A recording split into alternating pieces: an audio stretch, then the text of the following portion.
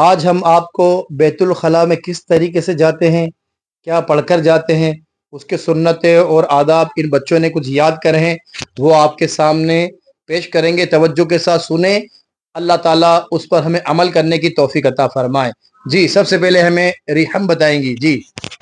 Number 1, Betul खला में जाने से पहले अपना सर ढककर जाएं। जब भी बैतुल खला जाए तो अपने सर को ढककर जाएं। अच्छा, टोपी भी लगाकर जा सकते हैं बैतुल खला में, और रुमाल वगैरह रखकर भी हम जा सकते हैं।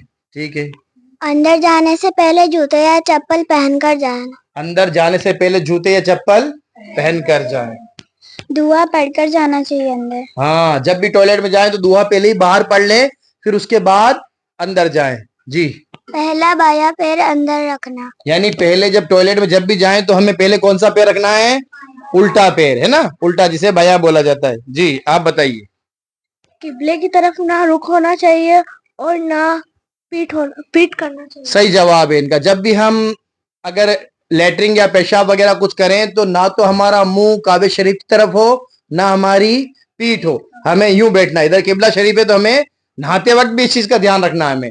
जब हम बरहाना नहाए ना, उस टाइम भी हम बिना कपड़ों के जब नहाए तो उस टाइम भी हमें ध्यान रखना है कि ना तो काबे शरीफ की तरफ हमारा मुंह हो और ना पीठ हो। और ये भी हमें ध्यान रखना है कि जब हम थूकें तो थूकना भी इस टाइप का ध्यान रखना है कि ना तो काबा शरीफ की तरफ हमारा मुंह हो। जब भी हम थूके तो इस तरफ हमें थूकने की इजाजत नहीं है। आगे बताएंगे आपको।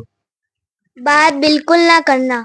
जी, जब भी हम टॉयलेट में हो तो हमें बात बिल्कुल नहीं करनी है। बहुत से लोग क्या करते हैं, अंदर चले जाते हैं तो अंदर से कहते हैं मम्मी, हमें अम्मी जान टॉवल जिलाइए या साबुन दीजिए। ये बात बिल्कुल सही नहीं है। जो भी सामान हमें ले जाना है पहले ही बाथरूम में हमें लेकर जाना चाहिए। जी, अब आप ये बताएंगे आपके सामने। जी।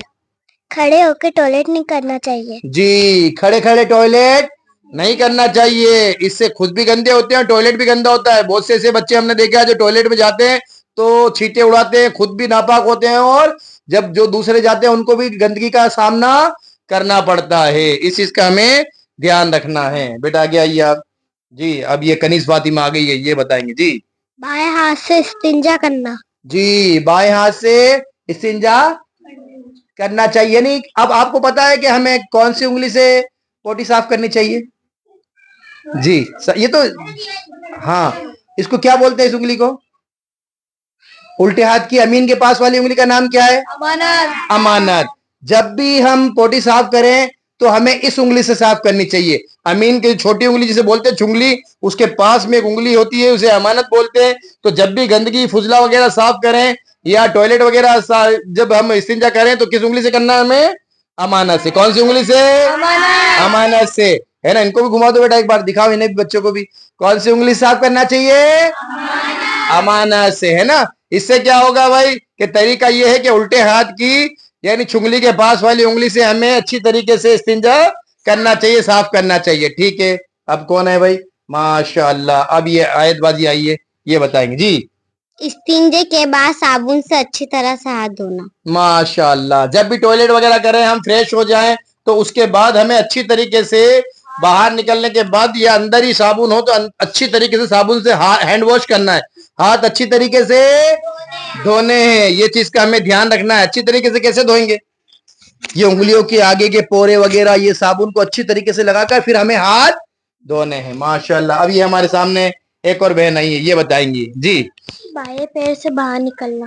बाएं पैर से बाहर निकलना, दाएं पैर से बाहर निकलना है ना। दाएं पैर से हमें बाहर निकलना है, यानी सीधे पैर से। टॉयलेट में जाएंगे कौन से पैर से? उल्टे। निकलेंगे कौन से पैर से? सीधे पैर से। जी। बाहर आने के बाद दुआ पढ़ना। बाहर आने के बाद दुआ पढ़नी है। समझ में आ गई ना बात? ठीक है। अच्छा, एक सवाल और कर लेते हैं हम। किससे करेंगे सवाल? उजैर भाई से कर लेते हैं। उजैर भाई बताइए, अंदर जाने की दुआ बताइए टॉयलेट में जाने से। अल्लाहुम्मा इन्नी अऊज़ु बिका मिनल खबूसी वल खबाइस। मिनल खुबूसी वल खबाइस। अल्लाहुम्मा इन्नी अऊज़ु बिका मिनल खुबूसी वल खबाइस, है ना।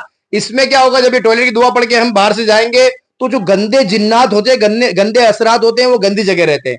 तो जब हम ये दुआ बाहर पढ़ लेंगे कि अल्लाह तेरी हम पनाह चाहते हैं खबीस जिन्न और जिन्नियों से, तो जब ये दुआ पढ़ के जाएंगे तो उनकी आंखों के आगे पर्दा आ जाएगा, उनकी आंखों के आगे पर्दा आ जाएगा, फिर वो हमें देख भी नहीं पाएंगे, ठीक है ना।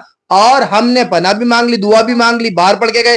फिर जब हम जरूरत से पूरे फारिग होकर, हम जब कज़ा हाजत से फारिग होकर बाहर निकले, तो बाहर निकलने के बाद हम दुआ पढ़ेंगे